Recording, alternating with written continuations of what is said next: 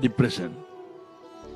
ඔගේ කෙලවර සමහර විට තමන්ගේ ජීවිතේ නැති කරගෙන වෙන්න පුළුවන් අපේ මරණය, සීදී නසා ගැනීම. එතකොට දරුවන්ගේ ඒ වගේ ડિප්‍රෙෂන් වල මූලික ලක්ෂණක් තියෙනවනේ. දර කොණ්ඩේ යනවා, ඇස්සට කළු වෙනවා, කෙට්ටු වෙනවා, කණ්ඩ බෑ, කල්පනා කරනවා, නිින්ද යන්නේ නැහැ. දැන් බලන්න ඕනේ මොකක්ද මේකට හේතුව?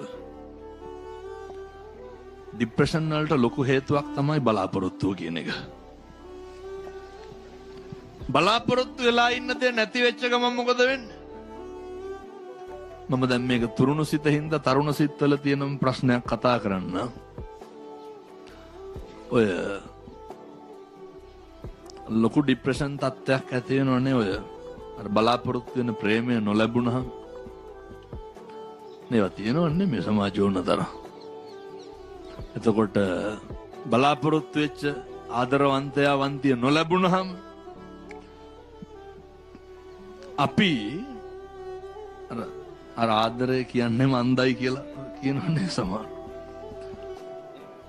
අපි හැම වෙලේම උත්සාහ කරන්නේ අර එකක් මතක තියාගන්න, මේ ලෝකේ අපි හිතන විදිහට හැම එකක්ම වෙන්නේ නැහැ. එහෙමනම් මේක ඉතින් මේ ලෝකේ මට ඕන විදිහට හැම එකක්ම වෙනවද? මේ ලෝකේ මම කැමති විදිහට හැම එකක්ම වෙනවද? මේ හැම එකක්ම පරස්පරයි. මේ නොගැලපීම් සමුදායක් තමයි ගලප ගන්න හදන්නේ. මේ තරුණ දරුවන්ට, අපේ දුවලට පුතාලට තියෙන මේ ගැටලුව ડિප්‍රෙෂන් තත්ත්වය ඇති වෙන්න පුළුවන් විශ්වවිද්‍යාලේ ඉන්නකොට. සමහර විට ඇති වෙන කෙනෙහිලිකමක් මත, සමහර විට ඇති වෙන ඔය ඕන තරම් අපිට එහෙම දරුවෝ හම්බෙනවා අම්මා තාත්තගෙන් පවා ආදරය අහිමි වෙනවා. එතකොට සමහරක් නේ තාත්තලා කෙලින්ම දරුවගේ මූණට චෝදනා කරනවා. මගේ කියන විදිහටම ඕනනම් අර උඹ මගේ නෙමෙයි කියලා සමහර තාත්තලා කාටද කියන්නේ? දරුවට කියනවා. ඇති ඒ දරුවෝ ડિප්‍රෙෂන් හැදිලා බේරෙනවා. එතකොට සමහර අම්මලා කියනවා සමහර විට පොඩි කාලේ නේ කවුරු හරි අර හදාගන්න දීලා අර වැඩිවියටපත් වුනහම කියනවා උඹ අපේ නෙමෙයි කියලා. එහෙම දරුවෝ මට ඕන තරම් හම්බෙලා තියෙනවා. ඒ දරුවෝ අහනවා කොහොමද හාමුදුරුවනේ දරාගන්නේ? සමහර දරුවෝ අහනවා හාමුදුරුවනේ අම්මා කියනවලු ගෙදරින් ඵලයන් කියලා. කොහොමද හිත හදාගන්නේ? තාත්තා කියනවලු උඹට ඉන්න බැරි නම් ඵලයන් කියලා. මේ හැම තැනම දැවෙන පිච්චෙන ප්‍රශ්න තියෙනකොට අපේ මේ දරුවිය ඇහුවේ ඒක බෙහෙත් ගත්තත් ඒකට ඇබ්බැහි වෙන එක වෙන්නේ. මිනිස්සුන්ට තියෙන්න ඕනේ. මේ පළවෙනි පොයේ දවසේ 26 පළවෙනි අවුරුද්දේ අද දවසේ අවුරුද්ද පටන් අරන් දවස් දෙක ඉවරයි. වැටෙන්න හේතු 1000ක් තියෙන්න පුළුවන්. මනුස්ස ජීවිතයක තියෙන වටිනාකම තේරුම් ගන්න. ඔය අනෙක තුල යැපෙනකන් විතරයි ડિප්‍රෙෂන් තියෙන්නේ. අනෙක මත බලාපොරොත්තු තියාගෙන ඉන්නකන් විතරයි කනගාටුව තියෙන්නේ. වෙනස් වීම කියන එක නම් දරා ගන්න පුරුදු වෙන්නම වෙනවා. මිනිස්සු වෙනස් වෙනවනේ. මට කියන්න කවුද මේ ලෝකේ වෙනස් වෙන්නේ නැත්තේ?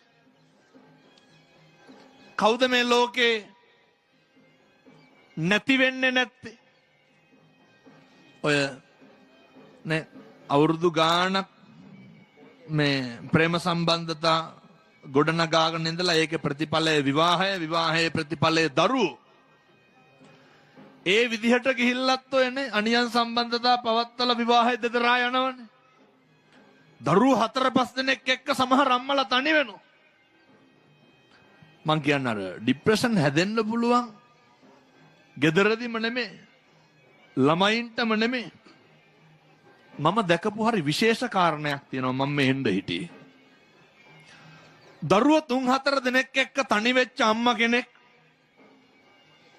අර මතකද ලංකාවේ දැන් නම් සූදු අඩුද මන්ද විවිධ සූදු වර්ග තියෙනවනේ. අර එක එක ගේම් වලට සල්ලි දාලානේ. ඔය ගොඩක් ඔය නේ ඔය රැකියා කරන සමහරු ලක්ෂ ගණන් ණය අරගෙන ඒකට දාන හම්බ කරන එක සූදුවට දානවා. සමහර අම්මලා කියනවා හාමුදුරුවනේ දරුවෝ 4 දෙනෙක් එක්ක ඉන්නේ. ඒ අම්මලාට කොහොම ડિප්‍රෙෂන් එන්න ඕනද?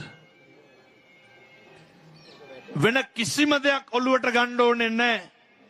අපේ අම්මයි තාත්තයි නැගිටපු විදිහ හිතන්න. මගේ අම්මා මං හදාගත්ත විදිහ හිතන්න. මගේ තාත්තා මං හදාගත්ත විදිහ හිතන්න. අම්මලාට ડિප්‍රෙෂන් නැහැ විදිහ නැහැ. ඒක අරමුණක් තියෙනවා. වැටෙන්න නෙමේ ඒ අරමුණ තියෙන්නේ නැගිටින්න. ජීවිතේ වැටෙන්න හේතු 1000ක් තියෙනවා. ආර්ථිකමය ප්‍රශ්න. ස්වාමි පුරුෂයා නැති වුණාම නේ ගැහණියෙකුට තනියම ජීවත් වෙන්න අමාරුයි නේ. අසත්පුරුෂ පිරිමින්ගෙන් කොච්චර නොබිනා යෝජනා එනවද?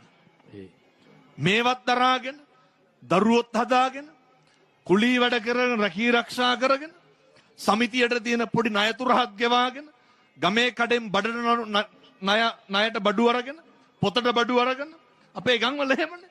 ඒ ටිකත් කොහොම හරි ගෙවාගෙන කෝටි ප්‍රසන්න. මොකක්ද ඔය අම්මගේ ඔළුවේ තියෙන එකම දේ මොකක්ද? දරුවෝ ටික ලොකු මහත් කරන එක විතරයි. මතක තියාගන්න. අර හිත ඇත්නම් පත කුඩාද කියන්නේ.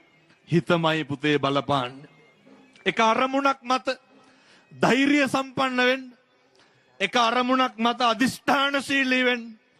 ඒ අරමුණට කටයුතු කරන්න.